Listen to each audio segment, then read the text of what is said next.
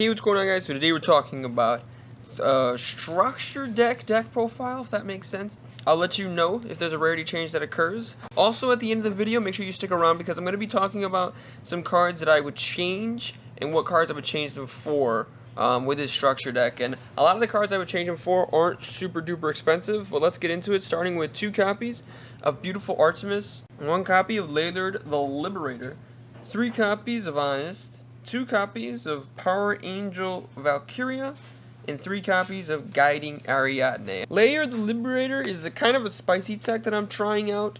The reason I like it though in this deck is because you do end up banishing a lot of monsters thanks to Eva's effect. Artemis, you don't really need 3 of them on the field, and you don't really want to draw it in multiples. You want to draw it with counter traps. And Guiding Ariadne is actually a common in the structure deck. It's not the ultra rare that you just saw. 2 copies of Sacred Air Knight Parseth, 1 copy of Archlord Christia. The reason we're running this ratio is 3 is just too cloggy. 2 might actually be too cloggy as well. But you can summon this off the counter trap, and for some reason the extra deck monster didn't come in the structure deck. I'm not really quite sure why.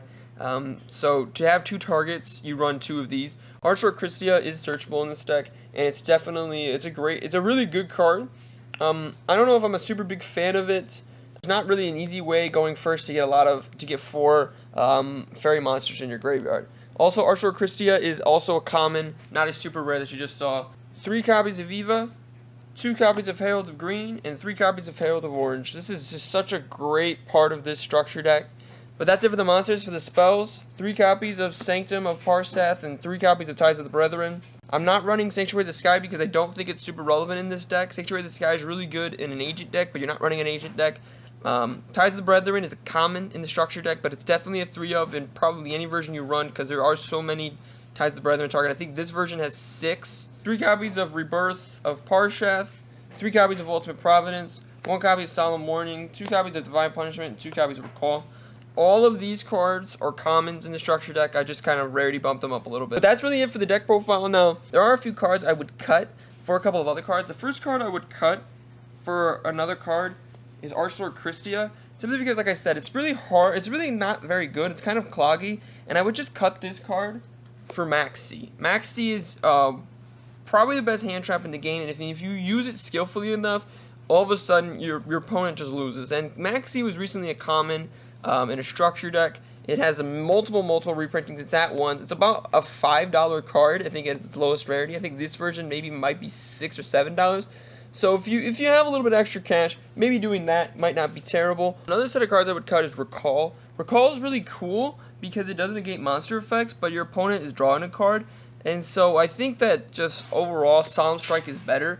Solemn Strike can also negate inherent summons. Contact Fusion this can negate, and any other extra deck summoning like Link, Xyz, Synchro, all that.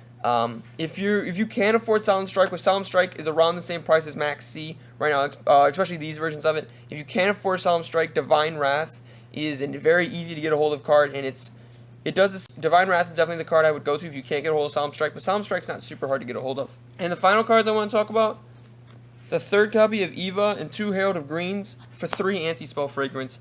What I've been noticing in playtesting is that running these cards together just doesn't really work, and running Eva at 3 kind of clogs. The reason why these don't really work together is because if you have Herald of the Green in your hand, but you have Anti-Spell, it just, like, it's overkill on spells. Like, so I really just would recommend getting a hold of Anti-Spell. The deck runs 3 spell cards. It's super easy, like, it super synergizes well with the deck. And Anti-Spell's probably the cheapest card I recommended you getting. But that's it for the deck profile and for the cards that I think are tips. Make sure you click that like button if you enjoyed it. Let me know what you guys think about this structure deck, whether or not it's going to be super good. Most importantly, guys, have a good day. Tell me, is that deja vu? 'Cause you want me and I want you.